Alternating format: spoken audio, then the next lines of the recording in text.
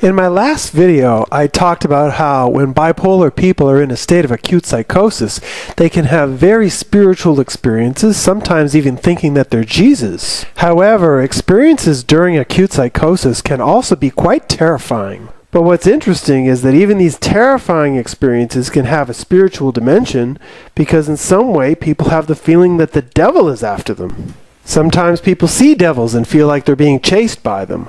Other people feel like somehow that they're possessed and the devil is inside them. At certain points, some people actually feel like they are the devil in the same way that others have felt that they're Jesus. And then other people will have the devil or demons saying terrible things to them, like that they should kill somebody or kill themselves, that they're shit, that they're worthless, things like that. And so along with very loving experiences of good that we can have in psychosis, we can also have the dark side of the spirit world, experiences of evil. And more than any other, it's these dark and disturbing experiences that are the most difficult for people to work through. And they raise a very important point about the theory behind the videos I've presented up to now. You see, so far I've been saying that an acute psychosis starts when we have a collapse of the ego and you're left to experience your own soul. But if what you're experiencing is your own pure soul, where does the evil come from? Well, in truth, it certainly looks like our souls are not entirely pure. As I've mentioned in other videos, during our lifetimes, we become traumatized by certain things, and if we don't experience all the feelings of our traumas, then they will stay with us as energies, in a sense contaminating our souls. And on another level, it certainly seems that some of us, if not all of us, have a certain amount of evil born into us when we come into this planet. Now, I know this idea is unpopular with some people, but certainly in Christianity there is the belief that we are born having original sin. That's why we need a baptism.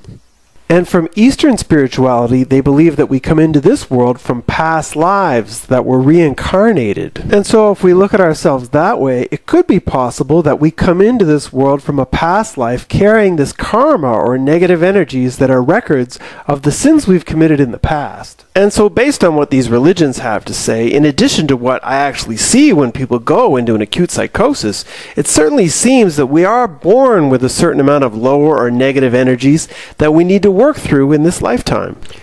And from what I've seen, there's no better place to work through these energies than in an acute psychosis. Because it's in this non-ordinary state of consciousness that these energies really come to the surface. And as I've mentioned in other videos, if you're able to embrace and engage these experiences, then the energies associated with them become released and you become a more purified human being.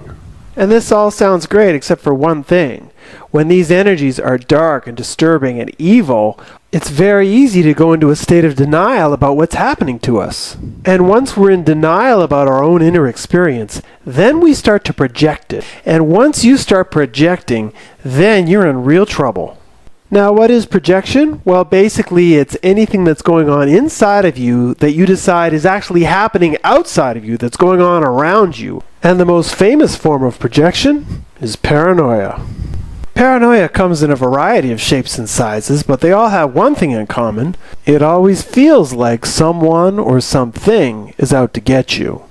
People think that the CIA or the FBI is after them, or that maybe they're being monitored or even controlled by space aliens, or even the Illuminati, whoever that is. It could be your psychiatrist who's spying on you to make sure you take your medication, or even your friends and family that are conspiring against you.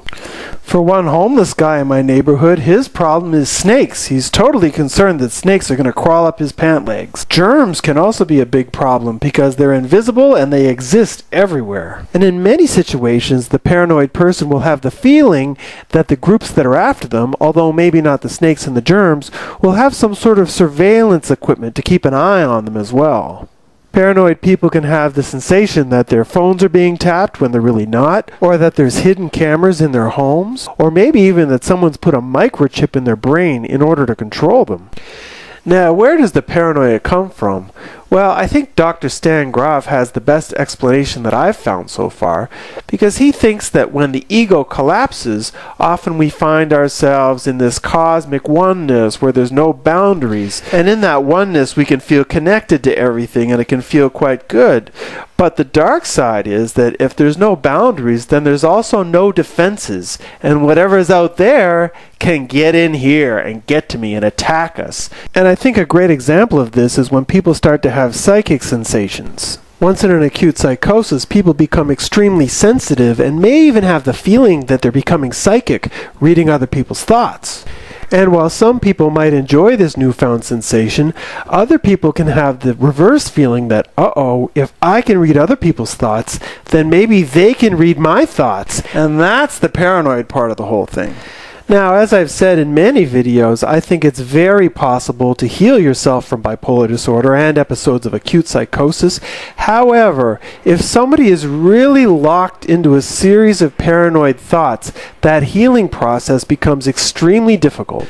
Because the paranoid person is projecting their inner experience and not dealing with it, that means that they're not healing. It's impossible for them to move through the process. Now, while there is the possibility that a very compassionate support team is able to turn the paranoid person around and get them to engage their process, there is also the darker possibility that the paranoid person blames the support team for what's happening to them and refuses their help entirely. In being uncooperative, they might try and escape or run away, and they may even try and attack the support team. And so it's for all of the reasons I just mentioned that someone in a deeply paranoid state will most likely need medication unless they can be turned around quite quickly. Now, this may be a shock to people who followed my work, but what you need to understand is that in a state of paranoia, there's no healing taking place and the person is suffering unnecessarily.